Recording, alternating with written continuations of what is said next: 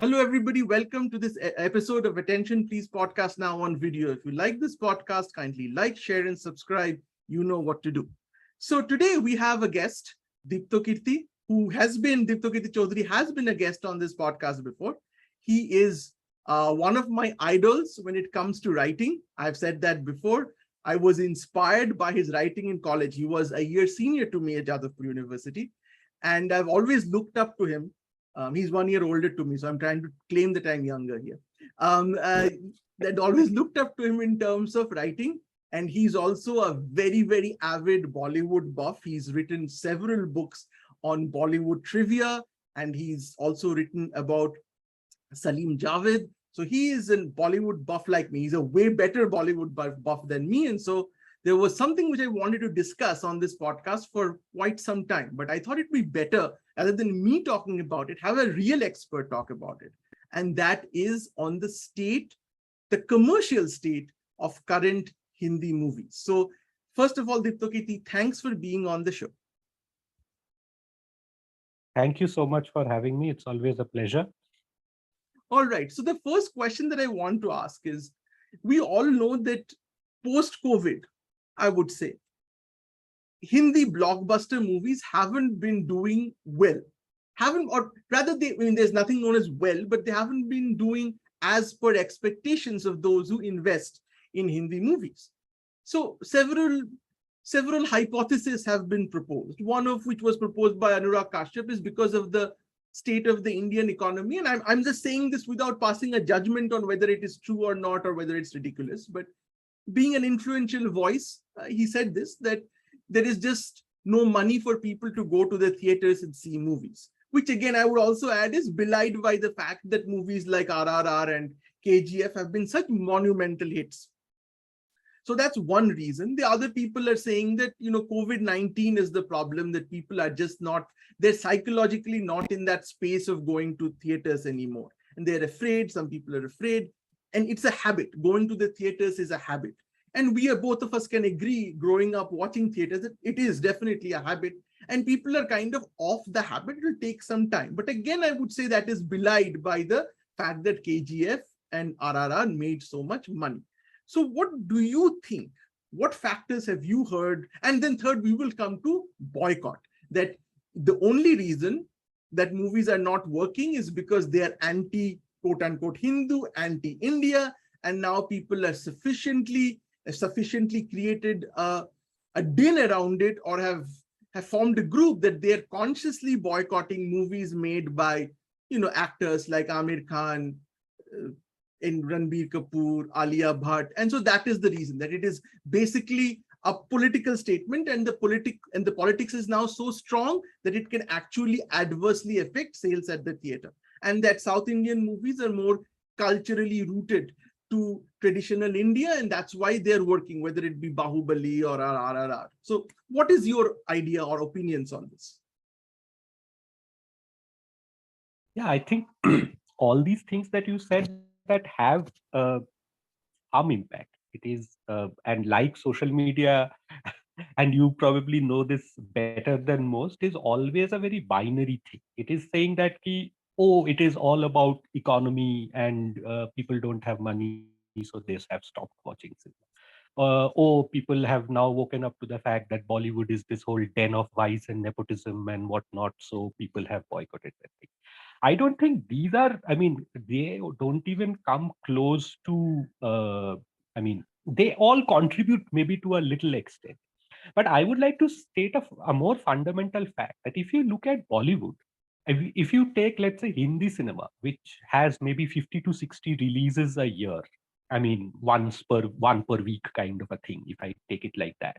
If you look at that, in any given year, not more than 3 to 5 Bollywood films succeed in the sense that it uh, seen by a very large number of people. The producers make a lot of money. There is a whole sort of a social cultural thing. People are quoting the songs. People are repeating the dialogues. That happens less than 5 films is my guess. If you go back several years, if you go back right into the 80s, 90s, whenever, you will see that out of 50 films, there are about 5 films which hit the mark, so to speak. And I would say that we are in September. I mean, if I look at the only Bollywood films, I'll come to the South films in a bit. We are by and large on target. I mean, there have been sort of three hits, moderate to big hits this year. One is Kashmir Files, one is Bhool Bhulaiya 2, and one is Gangubai Kathiawad.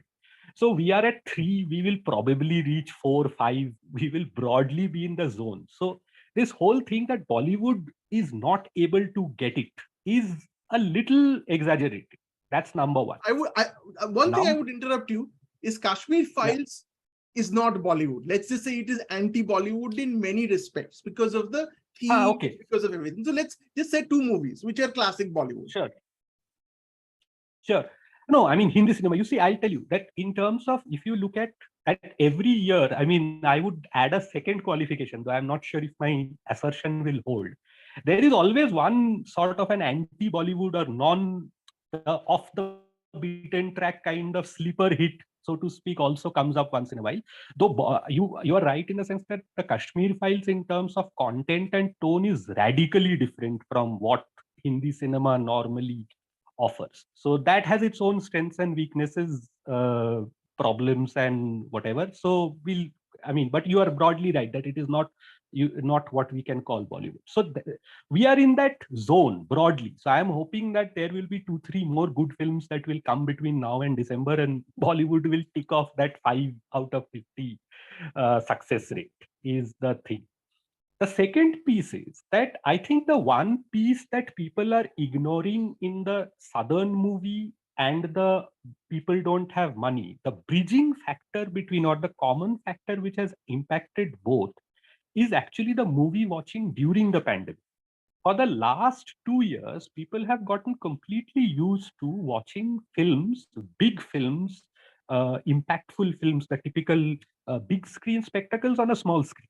So people have watched it, they have found it to be pretty decent experience. And so they are also kind of gotten used to the fact that many of the films will release immediately on OTT platforms or within a week, couple of weeks. So I think that whole motivation to go to a theater has significantly reduced. And I don't think Bollywood, the makers, have fully cottoned on to the fact. They were saying that ki boss humne picture directly release kiya, so which did well. I mean, the only thing that does well when you release on OTT is the critical reception. So because there are no numbers, right? How many people have watched and everything. So people said that we'd release, so people watch, so we will release it in the theater. So so again, people will watch. I think that what you mentioned about Anurag Kashyap is partially true, that it is difficult at any point in time for a middle class Indian family to shell out, let's say, 1,000, 2,000 bucks on an evening's entertainment. But now it is pinching a lot more, because that for the same 1,000 to 2,000 bucks, you will probably be able to annual subscriptions to maybe 2, if not 3 services, which will give you all the, or 80% of the hit movies that release in a year. So to that extent, the motivation has definitely come down. So these are my things. So there is an economic, I mean, the economic angle is there, that yes, there has been a bit of impact due to COVID. People have lost earnings right now because of the whatever the interest rates going up, EMI, VMIs, etc., have been impacted. So it is there, but I think it is only a part of it. I am willing to invest. I am willing to shell out that 1,000 rupees per outing only if I am certain that this movie is going to come on TV 6 months later. But now I am certain that it will come maybe 4 weeks later. So I'm saying that, okay, I'll wait. So the economic thing can't be seen in isolation. It needs to be seen in the context of the fact that the loss is not so great. But here's my counterpoint to that. Since both of us love movies, do most moviegoers, I'm pretty sure that at our age we think of movies like this, but the most number of movies I saw was at a different age group, right? Where we didn't take rational decisions. We went to see a movie because Ravindranath Tandan's movie has come out, right? we didn't much care about the plot or review or whether it would be cheaper to stay and watch it when the cable wala gave it. We didn't care. It was an emotional decision, and very maybe at least my generation, we were very emotional about movies, right? So I still am about certain things. So I don't think that but I'm pretty sure some people think like this, but I normally don't expect, let's say, a lover of Amir Khan movies, because Amir Khan, Salman Khan, Shah Rukh Khan, they have their own fan base, right? Just their fan base makes the commercial success of a movie. That was what a superstar is. And a fan doesn't think like this. He's not a rational person that he thinks, okay, I'll see a Bhai movie on OTT. The thing is, a Bhai ka picture laga hai, so I have to go and see it in the theaters, and preferably multiple times.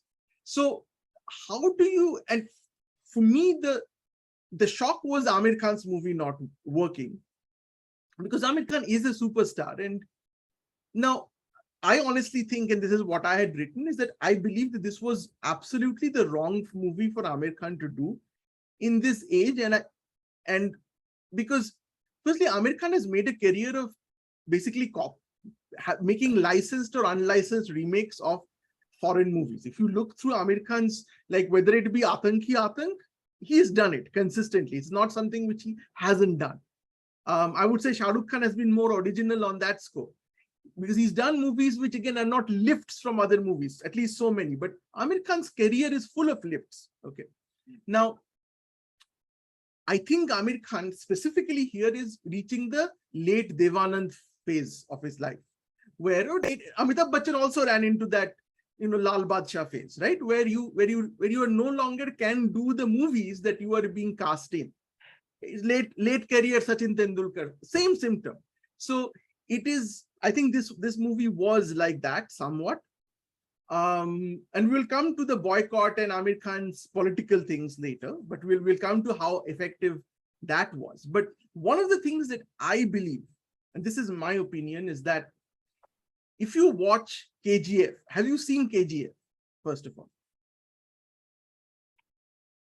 So yeah, KGF is using my aesthetics at 45, it is unwatchable. In my opinion, it is absolutely unwatchable movie. But using my aesthetics of when I was 21, it is the greatest thing since sliced bread. It has everything a 21-year-old or a 18-year-old kid would want. It is there, right? There is this scene in which, like, where Sanjay Dutt is standing with all these guns, right? And the hero Yash comes out, holds this guitar basically like a phallic symbol, like he's air guitaring, but it's basically is like my dick is bigger than yours, right? That's really what that. So then out comes the Kalashnikovs from behind. So, and then so that scene is an extremely powerful scene. Okay, it's set in a terrible movie, but that scene, if you see it, it has all the elements of why you go to the theaters. Because see how the scene plays out. They come in, they're standing, there is silence, somebody else is narrating the story, and then there is this guy who says Kalashnikov, and the moment he says that, out comes the guns. See, that is the kind of thing which gets emotion. Even no matter how crappy that movie was, and no matter how old I am, when that happened, I felt, wow, that is an awesome sequence. Now, I think that these quote-unquote South movies get that. They still get that people aren't really coming to the halls to see Forrest Gump, right? Forrest Gump is not something which you can get mad in a theater over. It's not, but if you've seen RRR, where you have a guy throwing tigers with their bare hands, that's what you come to the theater for. If you're looking for subtle movies, why, there's OTT for that. The movie those kinds of movies, like Govinda movies at their best, you have to see it with the community. The movie, in order for you to get the full ROI, it has to be a movie that feels good when you watch it with other people. A Forrest Gump remake, you don't need to watch with anyone. Forget the big screen. Yes, agreed to most of it. That you see that it's a multiple thing. That what is the type of content? Now, my reading of it is that, let's say, let's say Amir Khan's last film, which was Thugs of Hindustan, is what ticked off that box that you said, which is to say that a star like Amir Khan puts, as they say, the butts on the seats, Mhm. right? So when Thugs of Hindustan released, I think it made some insane, some 50 crores or something in the first weekend or something like that. And then it made some 10 crores in the rest of the run, because it was, then people went out and said that it is completely rubbish. It again ticked off all the boxes of the so-called masala elements, that spectacles, dances, fights, but nothing really came together. And therefore, it kind of crashed and burned. So what has happened between Thugs of Hindustan till now, that either because of that Forrest Gump is a very soft, smooth, uh, almost a personal sort of a movie as opposed to a big screen theatrical experience. It could be because of the boycott, though I don't think that is a that is a reason. And it could be the fact that people think that ki boss abhi 1-2 mahine mein aa jayega. I also have another theory, which is that of the three Khans, that Amir Khan's fan following is the most logical. Whereas, so let's say when an Antim releases, which is, I think, Salman Khan's last movie, it again got a very good initial. Because like you said, कि भाई का movie तो मतलब पहला week में जाना है.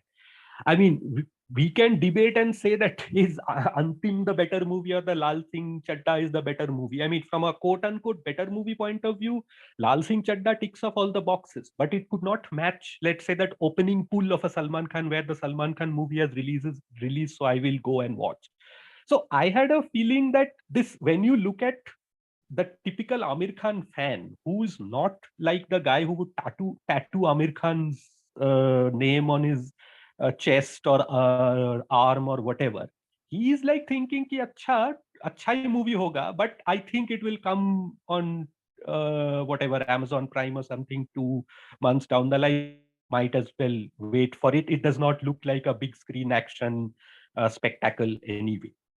Whereas, I mean, if you go back and you see, let's say, Sanjay Leela Bhansali's Gangubai Kathiawadi, which is, I'm intentionally calling it Sanjay Leela Bhansali's film and not Alia Bhatt's film, because I think people were initially drawn to those big spectacles and those phenomenal song and dance sequences and the great frames and all of that because of that. And they thought then sort of the whole performance and other charms of the movie took over, and Gangubai Kathiawadi did a pretty decent, more than decent run at the box office, really. Uh, Bhool Bhulaiya, for example, got a draw, I would say, not because of Kartik Aaryan, but because of the original Bhool Bhulaiya. Mhm. I mean, a successful original like KGF always gives you a bit of a boost, right? So to that extent, I mean, that I think Lal Singh Chadda completely failed to capitalize on that. Whatever happens, I must watch it first week. That audience, I don't think, came for the reasons probably what you mentioned.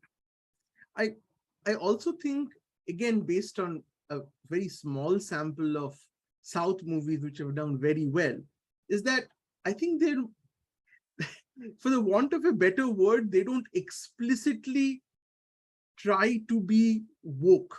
And I say that because I see that in Hindi movies, and I'm not going to pass a judgment on whether movies should be woke or not. I'm just purely looking at it in terms of commerce. So if you look at most of the South movies that I've seen, RRR or KGF, they're not the kind of movies that would make it through the filters of Netflix executives in terms of many of the themes. Now, these themes were perfectly fine. Nobody would have thought of these themes in the 90s, some of these things. But some of the other things you see that they're much more macho. That kind of macho-ness is not considered to be, this is a good or for bad, it is definitely de-emphasized. What did, for instance, while KGF was coming out, what was the biggest star, I would say, of the current crop? What was Ranveer Singh doing? What was his release? His release was of that pregnancy, what I've forgotten what he was, Jor Bhai. Jayesh Bhai Jordar. Yes. So can you imagine that going up against KGF 2, against Yash?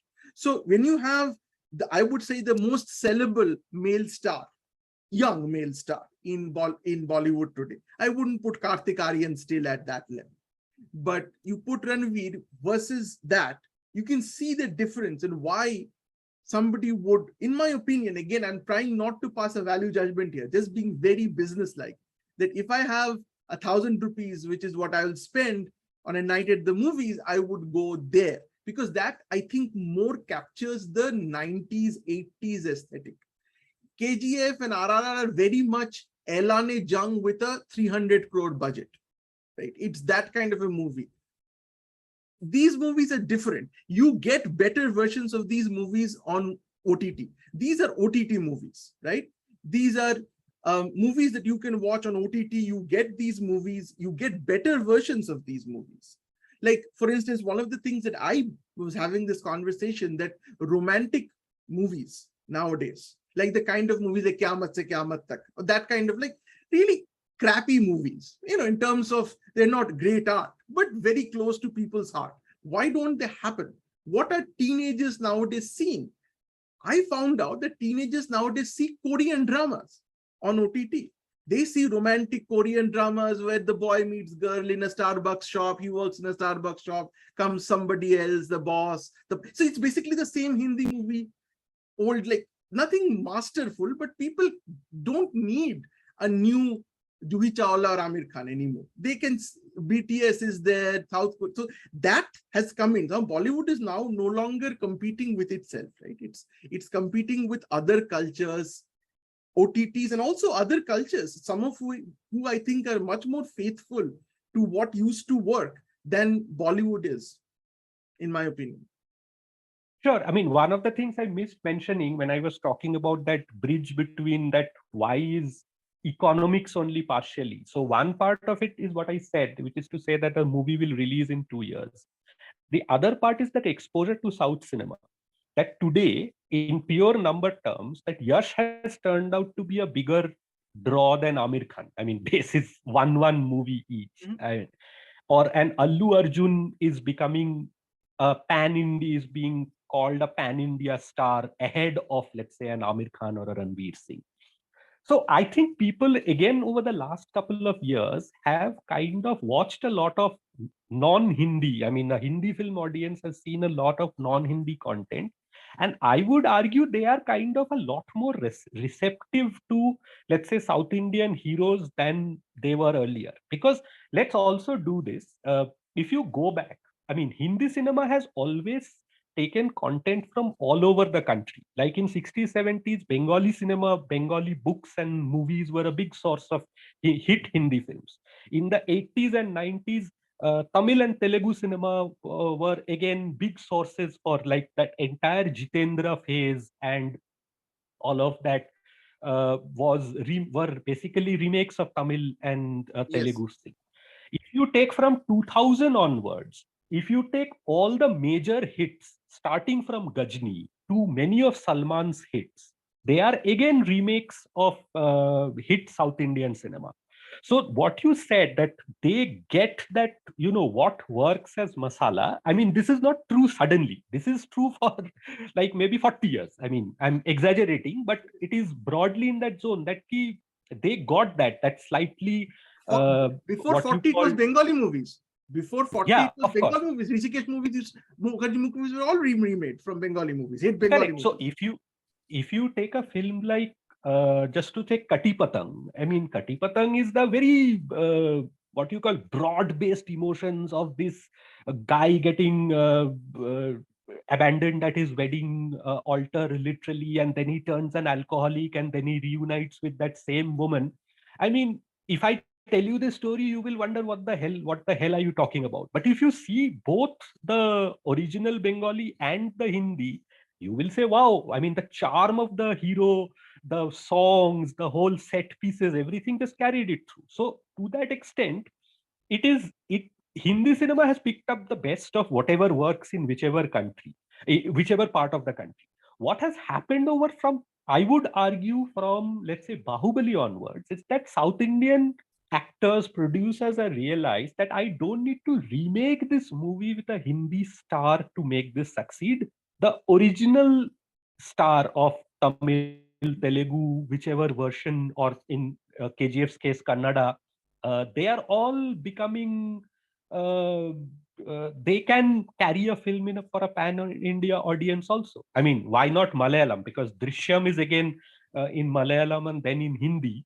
Again, they have worked. I mean, and Drishyam is as anti-masala as it gets. I mean, it's like an almost ponderous rendition of a murder mystery or whatever. So to that extent, I think this Bollywood has lost it is just, I mean, Bollywood, you could say that Bollywood never had it. They just Never had picked it. up It was the best. always Yeah. So, copying. but then again, that if you take, let's say, many of the Hindi films or the remakes of the Tamil Telugu super hits, they made, I mean, they were in Hindi very different animals from what they're like. I recently watched the Tamil version of Aakhri Rasta.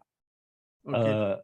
Which is very different. I mean, it has none of the charm of, I mean, Amitabh Bachchan brings a different kind of stardom and charm to the role, whereas the Tamil had a very different style. But I mean, the story is exactly the same, that this guy is wrongly jailed for his and he comes out and takes revenge against three guys. So I wanted to conclude the interview with something controversial. The reason why I'm bringing this up, and because it's kind of tied to the whole boycott thing. So the what's the underlying thing about boycott? That Bollywood is pejoratively called Urduwood, which means that it is pushing a religious agenda. That it has always been pushing a religious agenda that does not represent the majority Hindu Indian national tastes, and the South Indian movies are more wholesome, more aligned. This is really the narrative. Again, I'm not passing judgment on whether this narrative is correct or not, but it's definitely gotten a lot of traction of late, I would say. I would say in the last 2 or 3 years, again, fueled by social media. One of the movies that comes out for special attention is a movie that I know that is one of your favorites and that you've written about in your book. And I know that you're an expert on this movie, and that's Diwar. So with Diwar is brought up, is shown as an absolute, like the first example of this, that here's a movie that is a hit, considered to be one of the greatest movies ever made. And yet, when I break it down to you like this, you realize what it actually is. So what is your opinion on Diwar, but on this general looking back and finding a subtext that nobody saw when it was originally seen? No, so first up, that Diwar, that this Vijay Varma rejects Hindu gods and finds solace in the Islamic 786, and then that kind of, I mean, this is, I must admit that I have written a 300-page book on the writers of the film, and I did not catch it during the writing. So when it was like one of those jaw-dropping moments, probably a couple of years after I wrote the book, where I said, oh my God, I never thought of this.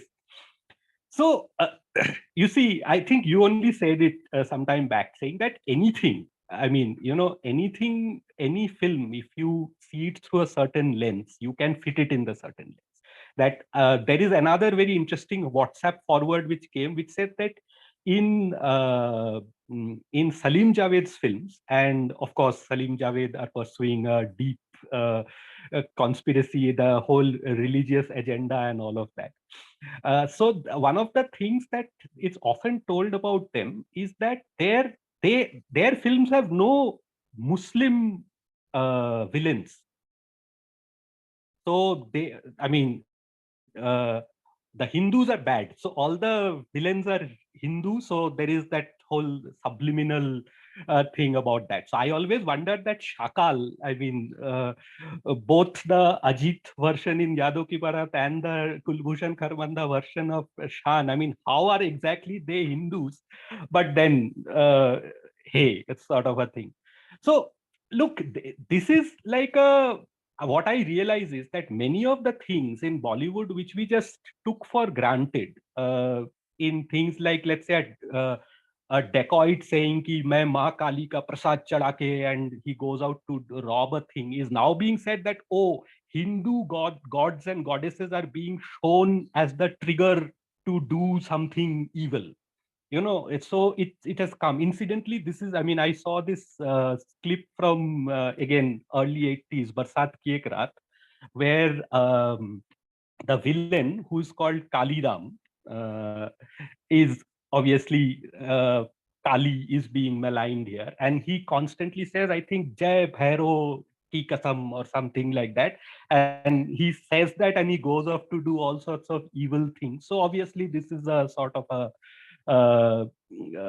a conspiracy against Hindu gods and goddesses. I mean, frankly, I mean, what do I say really? And of course, I mean, Kaliram is played by Amjad Khan. So, there is again a very deep-seated Islamic conspiracy here.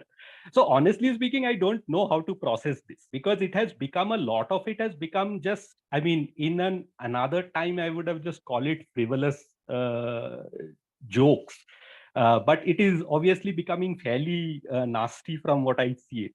But at the same time, I also don't think that there is a very significant impact of that on the TV, I mean, sorry, the cinema going audience at all. I mean, people, I'm sure, see that, they process it in whichever way, either pro-Hindu or, I mean, they see that as Hinduism being a victim of this, or they don't see.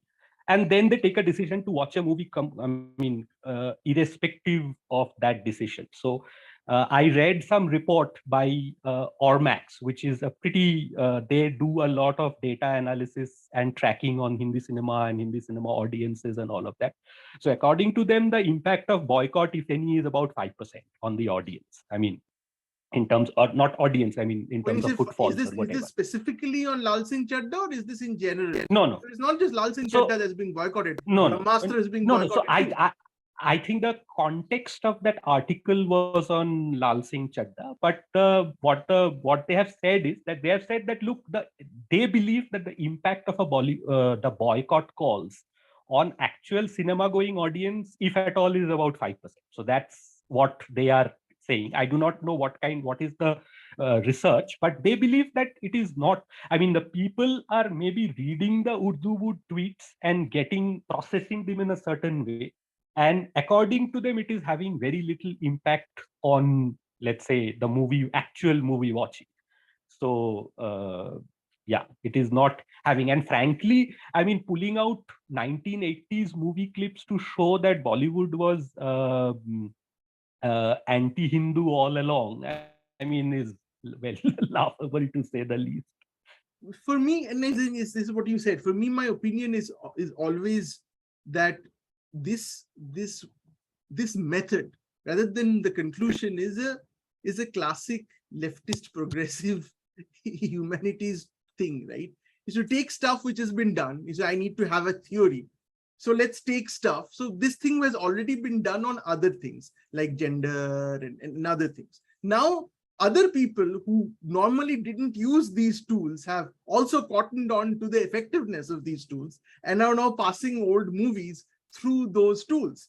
And yes, once you pass it through that analysis model, strange things come out. And I think the new way of looking at Diwar, among other things. Now, I don't know. I mean, honestly, if you ask me, I don't know what's going through, Salim Javed's mind. Now, I think that what might have been going through is communism. That's possibly what was going through their head, that religion is bad. Rather than Hinduism is bad, religion is bad. Now, you can still say, well, what about 786, right? That's it. Well, then everybody should have been banned. And 786 should also have been redundant. Right? That is possibly also where the fact that a movie isn't just a Salim Javed thing comes in. And people also forget that the director of Diwar is Yash Chopra, right?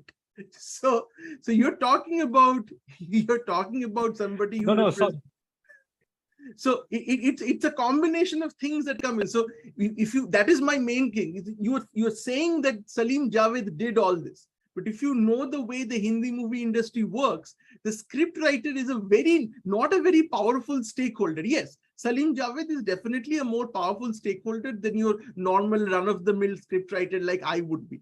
But even Salim Javed would be nothing in front of, let's say, an objection by Amitabh Bachchan in those days, or an objection by Yash Chopra. What Amitabh Bachchan says is the final authority, right? We all know what the hero says was the final authority in the 70s and the 60s. So what comes out is often a resultant of the biases of a number of people. So pinpointing one person, I would say that there is definitely bias. I mean, if you honestly ask me, but there are biases in all other things. But what, and this is where I choose to watch these movies without that academic lens on. Whenever I watch these movies, I watch it in the way I watch Gunda. That is, I just enjoy the moment. That's it. For me, Hindi movie watching is enjoying the moment without the meta text analysis. That's why I liked, I mean, the only reason I quote unquote liked KGF, despite saying that it's absolute crap, was if you don't have that, I want to watch a movie, it's the kind of movie you used to say, enjoy while keeping your brain at home. Now, when you watch it on an OTT, you can't literally keep your brain at home because you are at home. But it is, see, now if you say, for instance, Govinda saying Bruce Lee ki behin chusli, okay. Now, this is offensive. There are like, in 7 words, Govinda has offended multiple people in this, like multiple groups in the 7 words. But when I saw it, it was hilarious. And, you know, I just can't process this looking at old things through new lens. I just can't. This is my feeling, I would say. No, so I'll tell you that the thing about KGF is I incidentally watched KGF in a theater. So I have that advantage over you. So after a point, I just took out my earphones and I just plugged my ears because the sound was literally, it was feeling that my brain was kind of sort of rattling in between my skull. I mean, I'm not exaggerating. It was literally that loud sound. So what I liked about KGF is that it seemed like it was like some 15 or 20 very interesting action sequences lay after one another. And none of the connections between those sequences made sense, which is what I was like, what the hell just happened? I mean, why? It was a very Gunda kind of filmmaking where it was like things suddenly happen. People just come crashing in. There's no background, nothing. Suddenly 6 villains are introduced at the same time. Also, what was happening is that it reached out to many of those 70s and 80s things that, you know, those things we now make fun of, where the villain has a gun, so he gives a 5-minute speech. So obviously the hero snatches the gun at the end of the 5 minutes and shoots him. I, for the life of me, did not understand that why did Sanjay Dutt let Yash go? I mean, did not kill him when he had the chance. Honor, right? That's his. Yeah, of course. See, what has happened is I have also become immune to all those things. I mean, in 70s and 80s, I would have got it. I mean, it wouldn't have even struck me as a problem. I said, yeah, of course, it's got the climax mein bhi aana hai.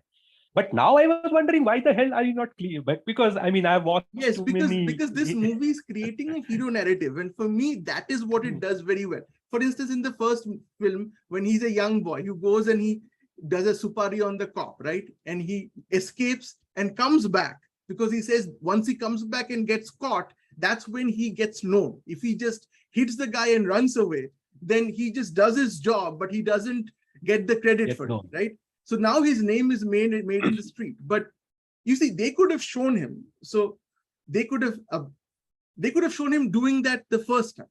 That wouldn't have been dramatic. The fact that they show him coming back and then doing it, that I felt was good masala filmmaking. I think I liked RRR a lot more. I liked RRR a lot more because RRR also has the different 10-minute sequences of mind-blowing action or whatever, but they were strung together a lot better than KGF. Yeah, the director of RRR is a much better director, right? So of course. No. So this is another thing I was telling someone. I was saying that it is not as if that South has suddenly started understanding masala filmmaking more. I would say that Rajamouli understands masala filmmaking probably better than anybody else in the country, if not among the best in the world, kind of a thing. Because if you look at both the Bahubalis and RRR, and if you haven't seen his earlier Iga. You should watch Iga as well. It is his level of thinking is something else. I mean, he takes very traditional masala tropes and he presents them in a way that we cannot imagine. So that's his skill. That's like an amazing, amazing skill. Okay, all right. So it was really, we're at time. It was great talking to you, Dipta. Same here. Learned a lot. It's good. And we should do this again. Sure. And hope everybody enjoyed it. And I'll see you hopefully next week. Bye-bye.